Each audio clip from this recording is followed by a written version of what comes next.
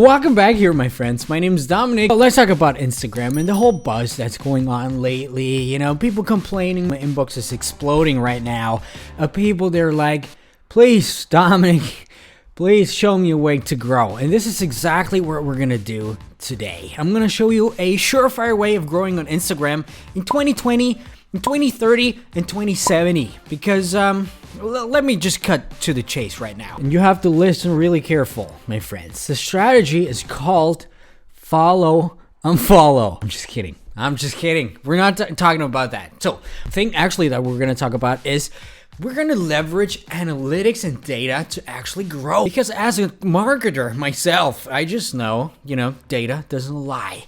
Data tells you exactly what's up. Data is the only truth that you have right now. And, I know how it's like. Sometimes we get attached to whatever our content's like. We put up, wherever that might be. By the way, this video is also for YouTube, TikTok, whatever. Data never lies. I'll tell you how it is. Sometimes we get emotionally attached to the content. We're like, okay, I want to put this up there, and people don't like it, and the algorithms have fallen, and the algorithm here, the algorithm there. Algorithm is such an when in reality, we just sometimes don't want to hear the truth. That's why people blame on the algorithm. And here's the thing, my friends. You can't blame something on the algorithm without, being 100%, let's say 80% sure that it's actually the algorithm. And in this video, I'm going to have something prepared for you. I'm going to show you a way to actually track your performance for your posts, actually see what's up, see if you find some similarities, and actually a way of knowing if the algorithm's to blame or not. So let me dive straight into it. Now, anyway, this is a spreadsheet here that I usually have only prepared for my students inside my programs,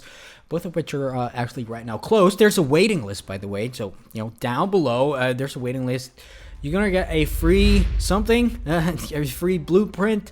Plus, chances are, once the thing opens up, you're going to get some specials because you're on the waiting list that other people would usually not get. Anyway, so this is a spreadsheet that I have prepared. And, basically what you want to do is you're going to want to start tracking your analytics and your data that you have from your posts in somewhat of a scientific way. Of course, I'm just saying somewhat because, it's actually kind of hard.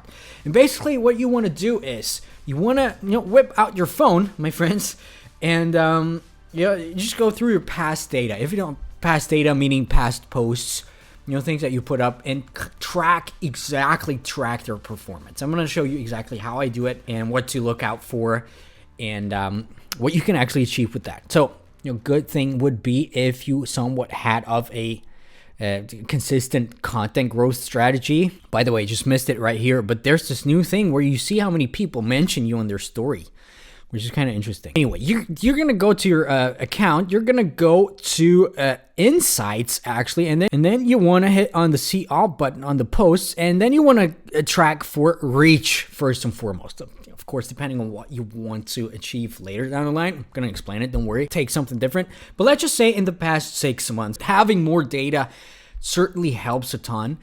And basically what you do right here, you're going to see, all right, all the posts in the 6 months, based upon reach. You can see right there, best performing post actually is this picture right here with a reach of 22,929.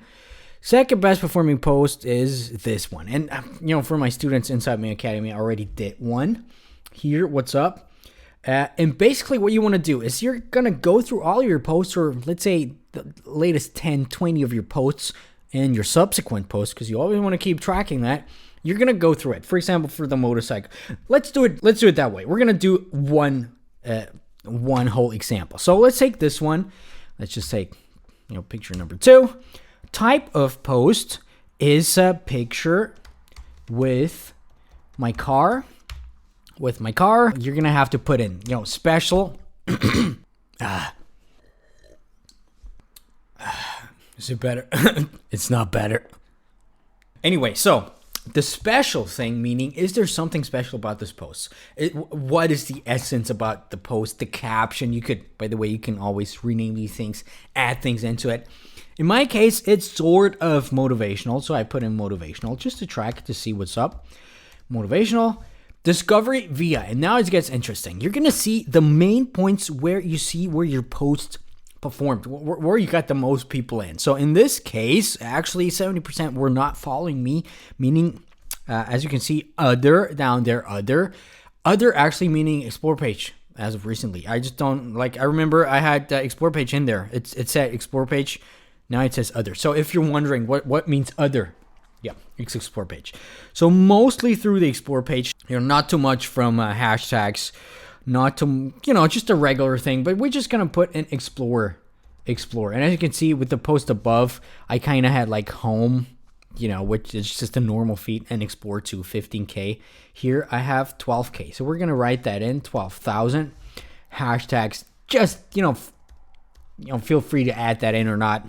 Just feel free to, put whatever in. But I figured hashtags and explore are the ways to grow, basically. So this is why you want to put that in. You want to put in your impressions. They're 27,206. You want to put your reach. Where's the reach? 21,886. You want to put in the interactions. 210. You want to put in the likes, which is 2,610. And boom, you're going to see reach to like ratio.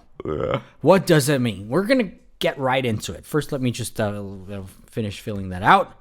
122 comments, views no, saved posts 64. Always, for example, if you want to optimize your profile to, getting as many followers as you can, you want to look out for this number. If you want to, you get the, you're smart people.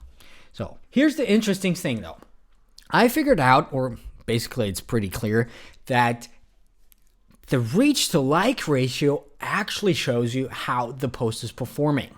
And let me give you an example here. And I'd say I'll take the worst performing post here. Write this. It's a bad performing post. Not too good. And I'd say, all right, 557 likes. Usually I have around 1,000, 1,500 or 2,000, and this has half of the likes. So the algorithm is just, and I blame the algorithm on everything. So, let me just fill that in really quick. Number 3, a type of post, to be honest, shitty picture. Shitty picture. I'm just going to put it in because it is, you're going to have to be honest with yourself. Shitty picture. Special, kind of funny, just normal stuff. Then we're gonna see, where did the stuff come from? The majority came from home, just a little bit from the Explorer, but majority came from home. Explorer 1380, and you can see it's like 10% of what it usually has. Hashtags, welcome to the game. 10 impressions from the hashtags. But if you want to up your chances, this was before I used Hashtastic, very great tool to grow on Instagram. Link is down in the description. Anyway, impressions, 7,511, reach 5,666. So you're going to see the other posts that performed a lot better with 2,600 likes or 3,000 likes had 4 times the amount of reach that I had on this one. So you're like, all right, the algorithm is kind of, the algorithm doesn't really like me here. That's what a lot of people would conclude if they see this. And here's where it gets really interesting, my friends. Likes is 557. And I'm just going to have to copy that down there. And there you're going to see you have a reach to like ratio of 10, meaning you got a like for about every 10th person. And then you're going to see, is it really algorithm's fault or not? Because here the algorithm, and I'm 100% sure that it tracks that. They see, all right, this audience, a small chunk of people that we showed this post to, they don't really, it's a little less than usual. So we're not going to keep showing that to more people. And this is essentially what happens to, the YouTube algorithm as well. It's not too different than with the post with 2,000 likes, but because probably the velocity and, it just happened a little bit better, and they saw how people are interacting with your post. They open it up to more people in the Explore page. There's a lot of different factors. But basically what you do right here is you're going to track if the algorithm's really at fault. Let's say you have a reach of 2,000, and usually, or let's say you have a reach of 5,000. And usually you get, 650 likes, meaning you have a reach to like ratio of 7.6. Well, not too bad. And all of a sudden you're shadow banned, okay? And you have a thing of only a reach of 1,500 anymore, and you're like, oh, I only have half of the likes that I have than before. But as you can see right now, you have a reach to like ratio of 5, meaning your post is actually performing better.